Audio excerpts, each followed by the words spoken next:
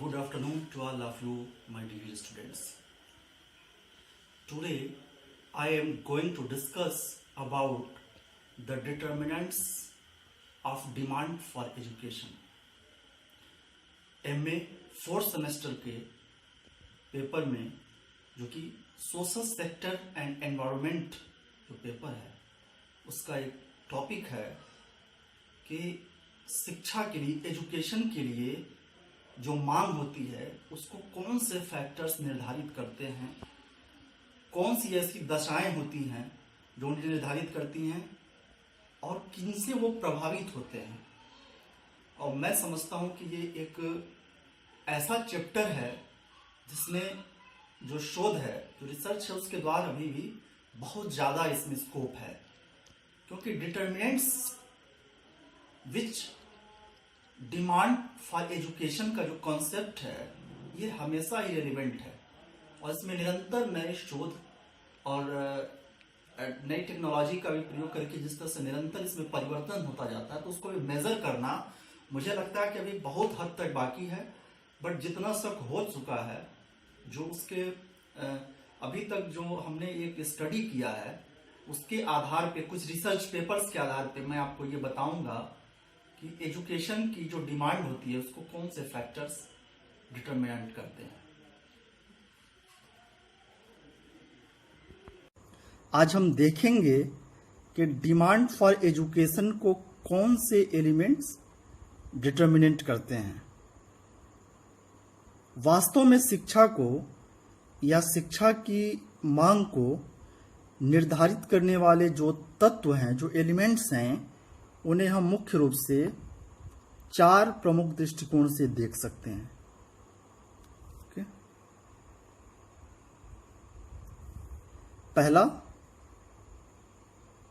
किसी इंडिविजुअल के लिए, दूसरा किसी परिवार के लिए, तीसरा किसी सोसाइटी के लिए और चौथा किसी स्कूल के लिए। और यह चारों ही तत्व इस बात पर जोर देते हैं कि demand for education decided by the forces operated by this units in the decision making process of house hold demand for education. अर्थात कि जो ये प्रमुख हमने जो 4 एलिमेंट्स की चर्चा की, यही house hold demand for education के लिए डिसीजन मेकिंग प्रोसेस का हिस्सा बनते हैं। ठीक है, आइए दूसरे स्लाइड से इसको समझते हैं।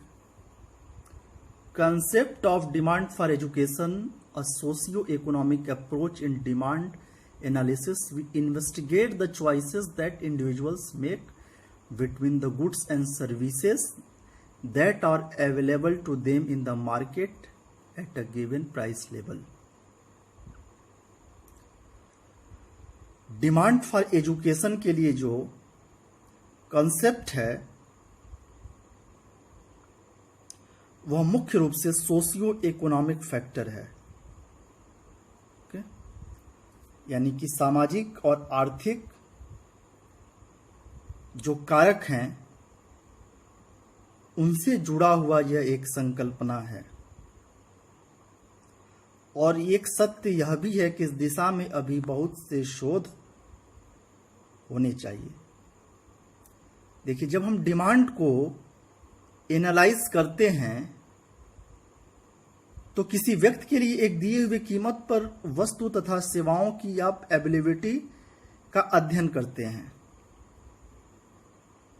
ठीक है, जैसा कि आप लोगों ने शुरू से ही पढ़ा ही है, तो आप डिमांड को जब एनालाइज करते हैं तो उसमें क्या देखते हैं कि किसी व्यक्ति के लिए एक दिए हुए निश्चित कीमत पर वस्तु तथा सेवाओं की कितनी उपलब्धता उस पर्टिकुलर टाइम में है। ठीक,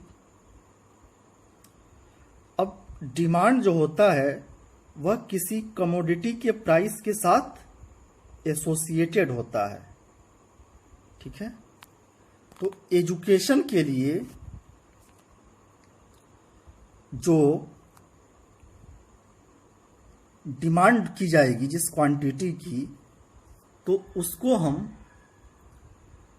कुछ निम्नलिखित रूपों में देख सकते हैं, जिसको हम आगे अपने स्लाइड्स में देखेंगे, चर्चा करेंगे। देखिए, तो जो क्वांटिटी ऑफ डिमांड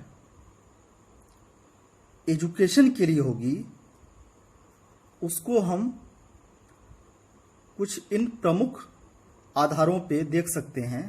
पहला कि the number of years of education an individual has acquired, यानी कि एक व्यक्ति को शिक्षा ग्रहण करने के लिए कई वर्षों की आवश्यकता होती है, और इसे हम नंबर ऑफ ईयर में मेजर कर सकते हैं।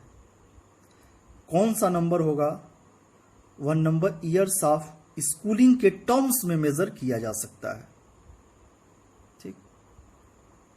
दूसरा हो सकता है ये कि कोई भी बच्चा जब किसी स्कूल में एनरोल्ड है या नहीं है, अर्थात जब उसका नाम उस स्कूल में लिखवाया गया है या नहीं, तो इसे हम एनरोलमेंट इंडेक्स के नाम से जानते हैं। Okay, this aspect is known as the enrolment index. इस जो वेरिएंट है, अर्थात जिस चर पर यह निर्भर करता है, उसको हम कहते हैं एनरोलमेंट रेशियो। ठीक। अब एनरोलमेंट रेशियो में हम करते क्या हैं? यह मेजर करते हैं कि कितने बच्चे एज अ परसेंट स्कूल में एनरोल्ड हुए हैं। ठीक है। अब देखिए, ये नए टर्म्स आप सुन रहे हैं, इस पे ध्यान दीजिएगा। एनरोलमेंट इंडेक्स की बात की गई है, और तीसरा जो है वो है कि किसी बच्चे का स्कूल में कितना एक्सपेंडिचर हुआ है। इसे हम स्कूल फीस, ट्रांसपोर्टेशन कास्ट तथा अन्य बहुत से फैक्टर्स के द्वारा कैलकुलेट कर सकते हैं। ठीक। तो यहां हमने ये जो जाना कि कौन से वो मुख्य रूप से फॉर्म्स हैं जिसमें आप एजुकेशन के लिए डिमांड करते हो। ओके, देखिए, जो प्राइस ऑफ एजुकेशन है, as far as the price of education is concerned, there are two kinds of price: supply price and demand price. तो अन्य बातों की तरह, अर्थशास्त्र की तरह आपने जो सिद्धांत पहले देखे हैं कि जो प्राइस ऑफ एजुकेशन है वो भी दो प्रकार के प्राइस से जुड़ा होगा। एक सप्लाई प्राइस और दूसरा क्या होगा? Demand price. ओके। जो सप्लाई प्राइस है वह प्राइस होगा जिस पर एजुकेशन की सप्लाई लोगों को की जा सकती है।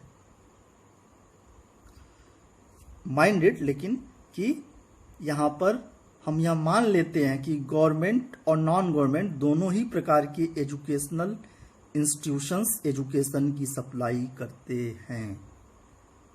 ये एक इंपॉर्टेंट चीज है कि आपको यहां पे यह मान लेना होगा कि गवर्नमेंट और नॉन गवर्नमेंट दोनों ही प्रकार के जो एजुकेशनल इंस्टीट्यूशंस हैं वह एजुकेशन की सप्लाई को करते हैं। तो दोनों को कंसिडर किया गया है इसमें। ये सप्लाई प्राइस होगा। और डिमांड प्राइस क्या होगा? डिमांड प्राइस वह प्राइस होगा जिस पर जो कंज्यूमर होगा वह शिक्षा को प्राप्त करने के लिए, एजुकेशन को प्राप्त करने के लिए इच्छुक होगा, यानी विलिंगनेस टू ऑब्टेन एजुकेशन उसके अंदर होगा। और सप्लाई प्राइस और डिमांड प्राइस जहां पर मिलेंगे, जहां पर इंटरसेक्ट करेंगे, वहां हम क्या देखेंगे? That will be the equilibrium price. वही वो संतुलन की अवस्था होगी। देखिए, यहां पर आपको एक चार्ट दिख रहा है। चार्ट्स, ये चार्ट में आप देखेंगे कि कॉस्ट ऑफ एजुकेशन, जो एजुकेशन की लागत है, जो शिक्षा की लागत है, उसको इस चार्ट में दिखाया गया। ये समझते हैं। देखिए, टोटल कॉस्ट एजुकेशन की क्या है। यह दो पार्ट्स में डिवाइड है। एक है डायरेक्ट कॉस्ट और दूसरा क्या है, इनडायरेक्ट कॉस्ट। ठीक है। डायरेक्ट कॉस्ट भी दो भागों में सब डिवाइड है। यानी कि जो एजुकेशन की जो प्रत्यक्ष लागत होती है, उसमें एक पोर्शन तो वो होता है जिसमें आप स्कूल फीस, एग्जामिनेशन फीस, ये सब स्कूल के डायरेक्ट एवज में आप खर्च करते हो। और दूसरा अदर एक्सपेंसेस है, इसमें ट्रेवल कॉस्ट, यानी आप जो आते जाते हैं स्कूल में उसकी लागत, प्राइवेट ट्यूशन आप अलग से रखते हो उसकी कॉस्ट, बोर्डिंग लॉजिंग एक्सपेंसेस, रहने के लिए, खाने पीने, तो ये सारे जो हैं एक्सपेंसेस, ये अदर एक्सपेंसेस में काउंट होंगे। और दूसरा जो इसका पार्ट था वो क्या था, इनडायरेक्ट कॉस्ट और प्रत्यक्ष लागत। अब देखिए, यहां ये समझने वाली बात है कि इनडायरेक्ट कॉस्ट एजुकेशन का क्या हो सकता है। देखिए, इनडायरेक्ट कॉस्ट वास्तव में जो होता है वह opportunity cost of education he indirect cost होता है। ओके, अपॉर्चुनिटी कॉस्ट सबसे आप परिचित हैं।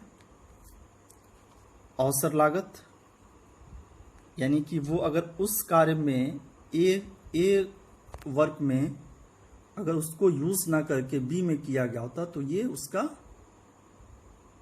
अपॉर्चुनिटी कॉस्ट कहलाएगा। जो उसने बी में ना जा करके ए के लिए, ए वर्ग के लिए कार्य कर रहा है, तो ये तो अपॉर्चुनिटी कॉस्ट आप जानते हैं, जो पहले आपने पढ़े हैं। वास्तव में एजुकेशन का जो इनडायरेक्ट कॉस्ट होता है वो क्या है, वही अपॉर्चुनिटी कॉस्ट ऑफ एजुकेशन होता है। और इसे ही रियल कॉस्ट ऑफ एजुकेशन, यानी शिक्षा की वास्तविक लागत भी कहा गया है। ठीक है। यानी बच्चे जो स्कूल में जिस टाइम पे एजुकेशन को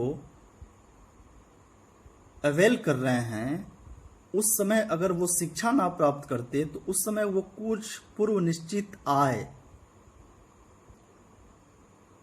कुछ फॉरगॉन इनकम उनको हुआ होता, और वो इनकम क्या कहलाएगा, उस एजुकेशन का वही अपॉर्चुनिटी कॉस्ट है। उसे ही रियल कॉस्ट ऑफ एजुकेशन कहा गया है। ओके। सिहान ने 1973 में अपनी एक किताब लिखी थी, इकोनॉमिक्स ऑफ एजुकेशन, और उसमें उन्होंने यह कहा कि एजुकेशन के दो प्रकार के कॉस्ट होते हैं। एक तो वह जो उनकी फीस, किताबें और अन्य सामग्रियों पर खर्च की जाती हैं, इसे हम डायरेक्ट कॉस्ट कहेंगे, जैसा हमने पहले भी अभी देखा एक चार्ट के माध्यम से। लेकिन एजुकेशन का जो अर्निंग फॉरगॉन अमाउंट होगा, यानी जो आय अगर वो स्टूडेंट्स एजुकेशन ना प्राप्त करके किसी और माध्यम से जो इनकम अर्न किए होते, तो अर्निंग फॉरगॉन अमाउंट जो होगा वह एजुकेशन का इनडायरेक्ट कॉस्ट होगा, और इसे हम रियल कॉस्ट भी कह सकते हैं। तो सिहान ने भी ये बात कही। ठीक है। अब देखिए, एजुकेशन के जो इंडिविजुअल जब डिमांड की बात आती है, तो हॉर्नक्विस्ट नामक अर्थशास्त्री ने 1978 में एजुकेशन के इंडिविजुअल डिमांड का मूल्यांकन करते हुए इस बात को रखा कि एजुकेशन का जो डायरेक्ट कॉस्ट होता है और दूसरा जो एक अपॉर्चुनिटी कास्ट होता है, यह दोनों ही मिल करके एजुकेशन के बारे में एक रेशनल डिसीजन देने का कार्य करते हैं। रेशनल डिसीजन यानी कि बुद्धिमत्तापूर्ण निर्णय एजुकेशन के संबंध में देने का ये दोनों ही कास्ट मिलकर के कार्य करते हैं।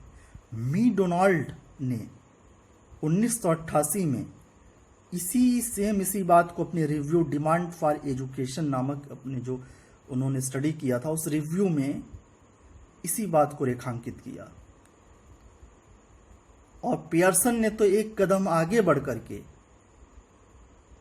यह कहा कि स्टूडेंट्स शिक्षा प्राप्त करते समय, जब वो एजुकेशन बच्चे स्टूडेंट्स प्राप्त करते हैं, तो उस समय वह न केवल पूर्व निश्चित आय का त्याग करते हैं, बल्कि अपने लेजर टाइम पीरियड का भी वो त्याग करते हैं। यानी अपॉर्चुनिटी कास्ट में उन्होंने लेजर टाइम पीरियड को भी ऐड कर दिया। ओके, तो जो ये स्टडीज हैं, इनके आधार पे हम देखते हैं कि चिल्ड्रंस डिमांड फॉर जो एजुकेशन होता है, उसमें डायरेक्ट कॉस्ट और इनडायरेक्ट कॉस्ट दोनों की भूमिका, जो रोल है, वो कितना बड़ा है। And not only for the student, but आगे चल करके ये कॉलेज, यूनिवर्सिटीज़ या टेक्निकल जिस तरह का भी आप एजुकेशन देखेंगे, ये कॉस्ट का नेचर पाया जाएगा। देखिए, भारत यानी कि हमारे देश के संबंध में जो स्टडी हुई है, उसमें बड़ा ही महत्वपूर्ण योगदान है साकरपुलस एंड वुडहॉल 1985 का इनका देखिए स्टडी है, जिसमें इस स्टडी में इन्होंने यह बताया है, और वास्तव में भारत के विषय में यह पाया कि हमारे यहाँ बहुत से गरीब माता पिता अपने बच्चों को स्कूल इसलिए नहीं भेज पाते हैं क्योंकि डायरेक्ट कॉस्ट ऑफ एजुकेशन है, उसको वो अफोर्ड नहीं कर पाते हैं। ठीक है, यह एक आपके अगल बगल या आप अपने उसमें भी देख सकते हैं कि बहुत से भी बच्चे जो है शिक्षा से वंचित रह जाते हैं हमारे देश में।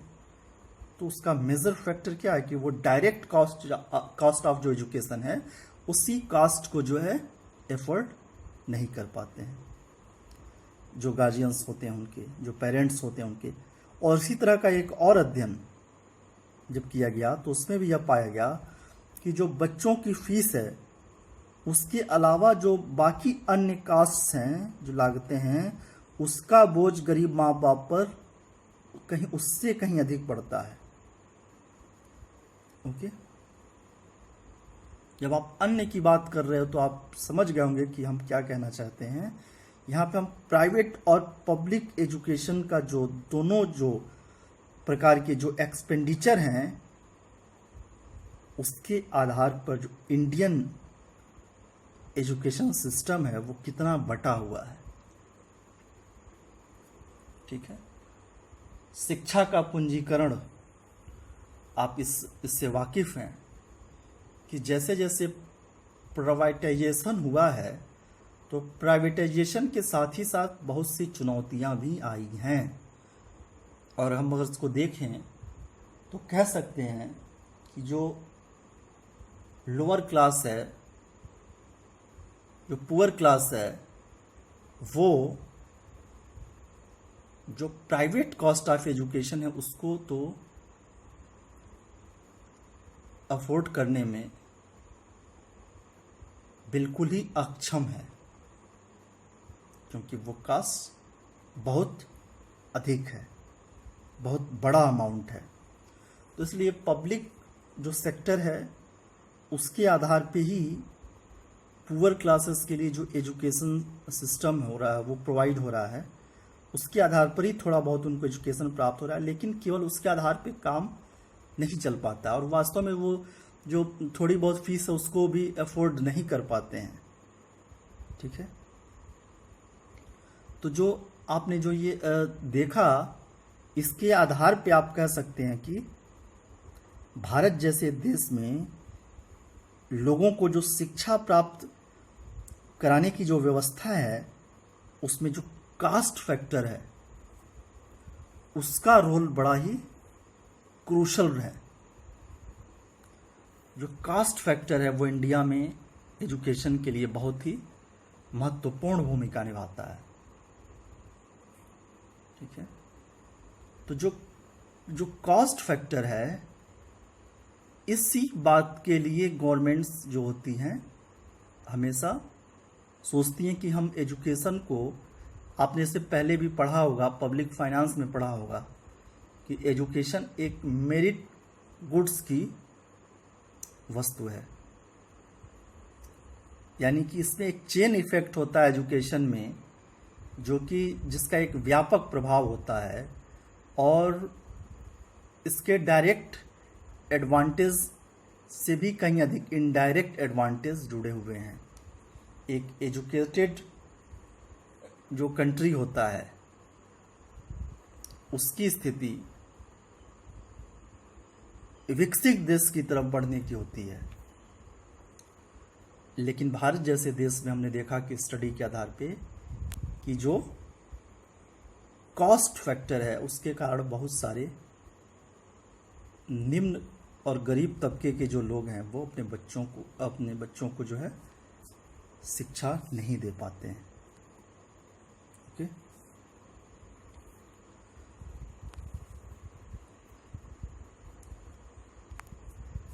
इस आधार पे आप देखिए एक फंक्शनल रिलेशनशिप आप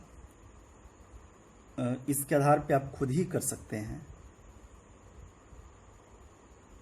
तो जो शिक्षा के लिए देखिए जो डिमांड होगा वो मुख्य रूप से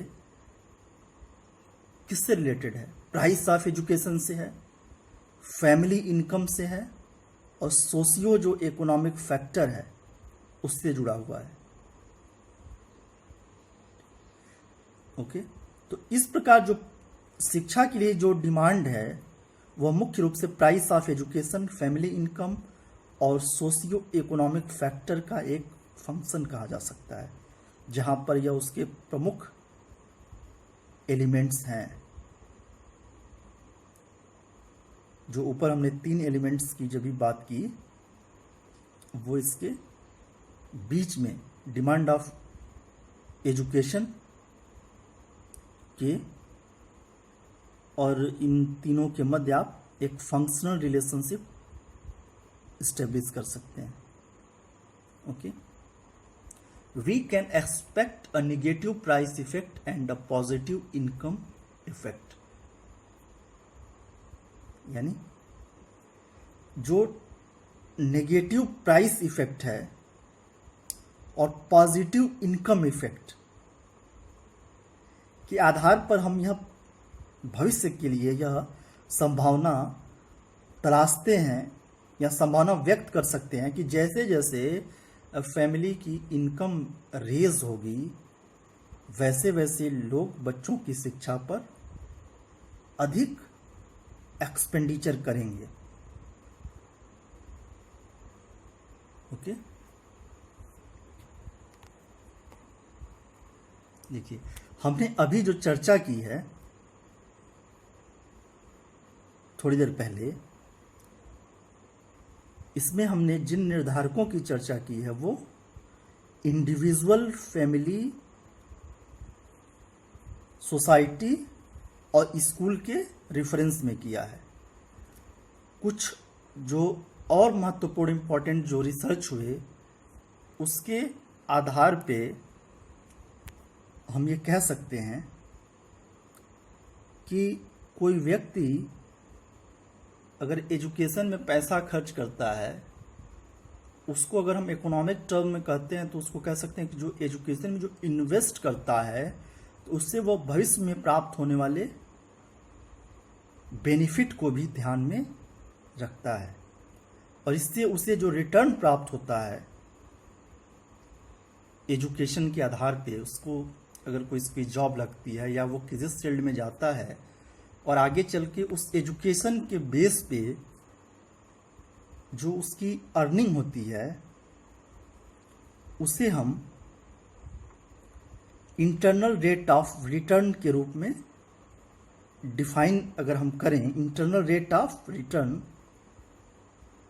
तो यह कौन सा रेट होगा? वास्तव में जो इंटरनल रेट ऑफ रिटर्न हम डिफाइन कर रहे हैं यह वह रेट ऑफ डिस्काउंट होगा जहां पर जो प्रेजेंट वैल्यू ऑफ कॉस्ट है वह प्रेजेंट वैल्यू ऑफ बेनिफिट के बराबर होगा।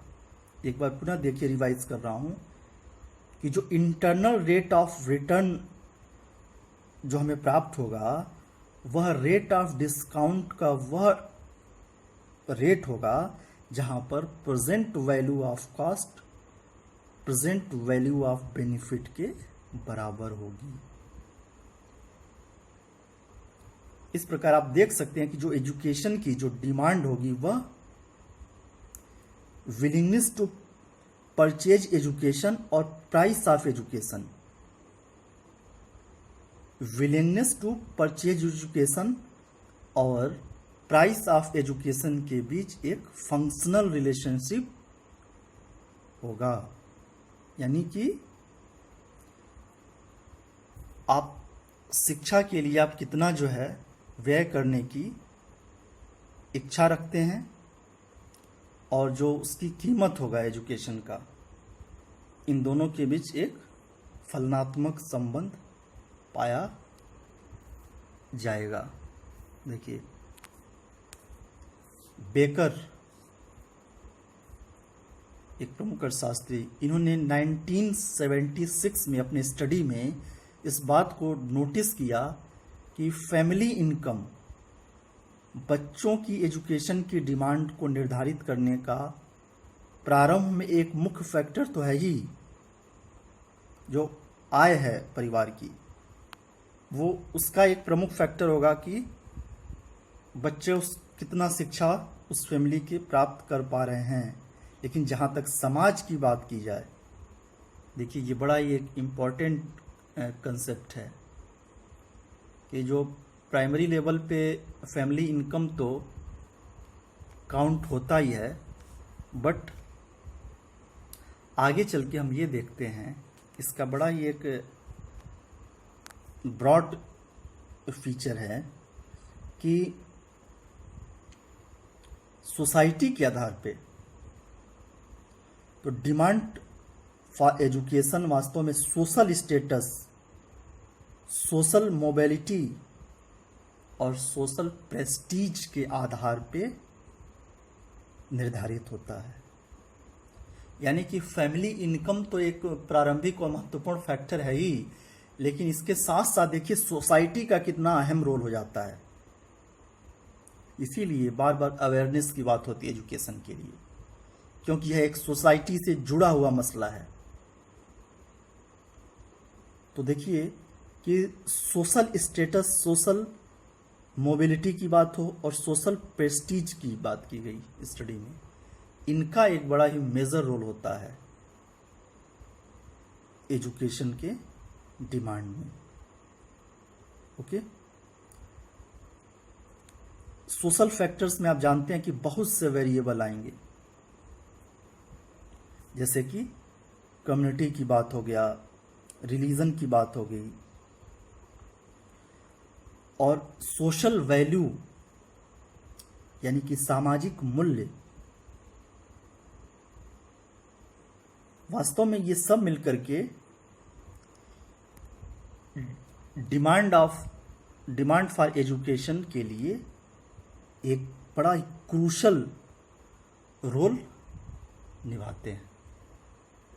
ठीक, तो आपने यहाँ पे देखा social status, social mobility, social Prestige की बात हुई या सोशल वैल्यू की बात हुई। ये सारे फैक्टर्स जो सोसाइटी से जुड़े हुए हैं, इसका ही एक प्रमुख निर्धारित करने वाले तत्व हैं या निर्धारक हैं, डिटर्मिनेंट्स हैं डिमांड फॉर एजुकेशन के लिए। इसके अलावा देखिए बहुत से महत्वपूर्ण स्कूल फैक्टर भी डिमांड फॉर एजुकेशन को निर्धारित करते हैं। जैसे घर से स्कूल की दूरी कितनी है।